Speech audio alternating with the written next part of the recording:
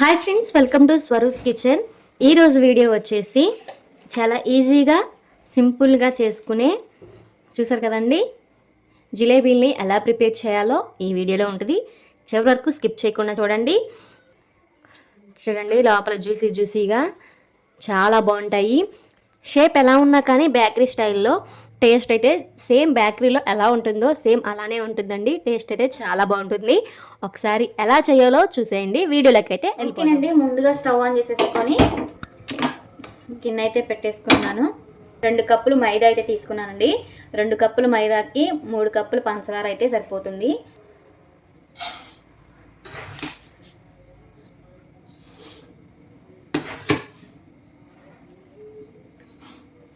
ఓకేనండి, 3 కప్పులకు పంచదార అయితే తీసుకున్నాను కదా. ఇదే కప్పుతో 1 కప్పు వాటర్ అయితే పోసుకుందాము. ఓకేనండి, వాటర్ కూడా వేసేసాను కదా. మీడియం ఫ్లేమ్లో పెట్టుకొని ఈ షుగర్ని అంతా మంచిగా కరిగించుకోవాలి. తీగపాకం వస్తే సరిపోతుందండి, మనకి ముదురు పాకం అనేది అవసరం లేదు. ఇలా తిప్పుకుంటూ మనము పాకాన్ని అయితే ప్రిపేర్ చేసుకోవాలి. ఓకేనండి, చూసారు కదా షుగర్ అంతా మంచిగా కరిగిపోయింది.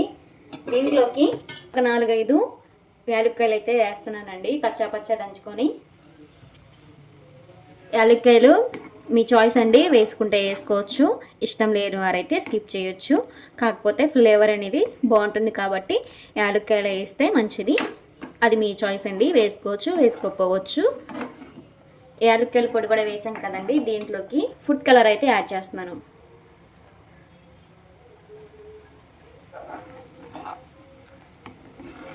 ఓకేనండి, ఫుడ్ కలర్ కూడా యాడ్ చేశాను.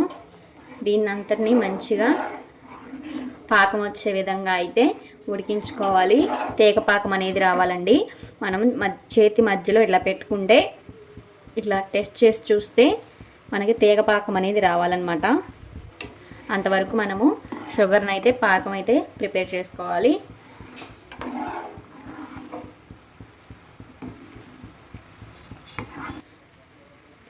ఓకేనండి, తీగ పాకం అయితే వచ్చింది కదా. స్టవ్ బంద్ చేసేసుకొని పక్కకైతే పెట్టేసుకుందాము. ఓకేనండి, పాకం అయితే ప్రిపేర్ చేసుకున్నాం కదా. గిన్నె పెట్టేసేసుకొని మనము 3 గ్లాసులు చక్కెర అయితే తీసుకున్నాం కదండి. ఇదే కొలతలతో 2 బౌల్ల మైదా పిండి అయితే వేస్తున్నాను.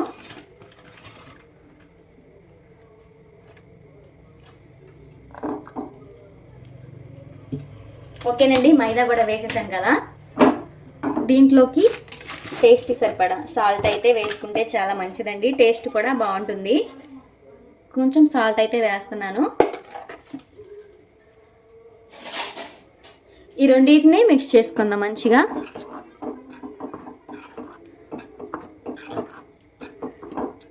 కొంచెంగా వాటర్ పోసుకుంటూ దోశ బ్యాటర్ లాగా మనం దీన్ని ప్రిపేర్ చేసుకోవాలండి. ఓకేనండి, దోశ బ్యాటర్ లాగా అయితే మనం ప్రిపేర్ చేసుకున్నాం కదా. దీంట్లోకి లాస్ట్లోనే వేసుకుండండి. ఈనో అయితే వేస్తున్నానండి. మీ దగ్గర బేకింగ్ సోడా ఉంటే బేకింగ్ సోడా కూడా వేసుకోవచ్చు. కొంచెం ఈనో అయితే యాడ్ చేశాను. మనము నిమ్మకాయ కూడా యాడ్ చేసుకోవచ్చు అండి ఈనో బదులు. ఓకేనండి, ఇదంతా మంచిగా మిక్స్ చేసుకున్నాం కదా.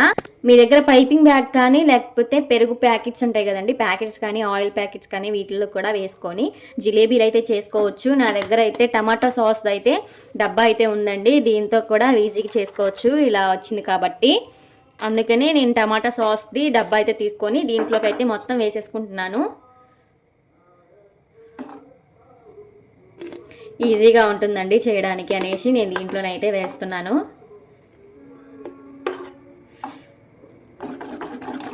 ఓకేనండి, దీంట్లోకి అయితే మొత్తం పిండి అయితే వేసేసాను. దీనికైతే మూత పెట్టేసేసుకుంటున్నాను.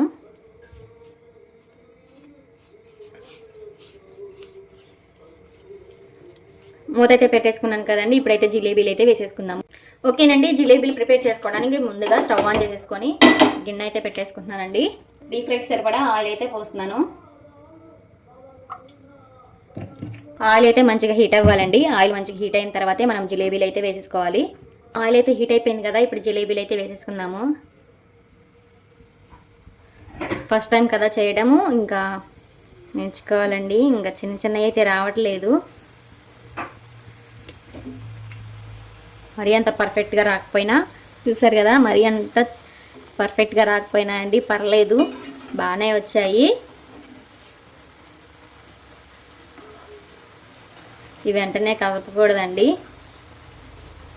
కొంచెం సేపు ఉడికిన తర్వాత మంచిగా ఫ్రై చేసుకోవాలండి. ఫ్రై చేసుకోకపోతే లోపల మంచిగా ఉడకదు, మెత్తగా ఉంటుంది.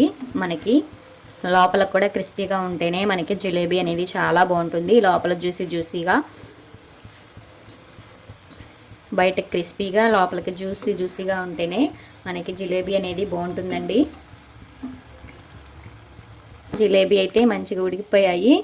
వీటన్నిటిని ఫస్ట్గా ప్రిపేర్ చేసుకున్న షుగర్ సిరప్లో అయితే వేసేద్దాము. ఒక 2 to 3 minutes ఉంచితే సరిపోతుందండి. షుగర్ సిరప్లో 2 minutes అయితే సరిపోతుంది. అన్నిటిని ఇలా వేసుకోవడమే. ఓకేనండి, చూసారు కదా, జిలేబీలు అయితే రెడీ అయిపోయినాయి. చూసారా, చాలా క్రిస్పీగా, ఇంట్లోనే ఈజీగా చేసుకోవచ్చండి. జ్యూసీగా చాలా బాగుంటాయి. చూసారు కదా, ఎలా చేసుకోవాలో కూడా చాలా సింపుల్గా చూపించాను. మీకు నచ్చితే లైక్ చేయండి, షేర్ చేయండి, అలానే సబ్స్క్రైబ్ చేసుకోండి. Bye bye.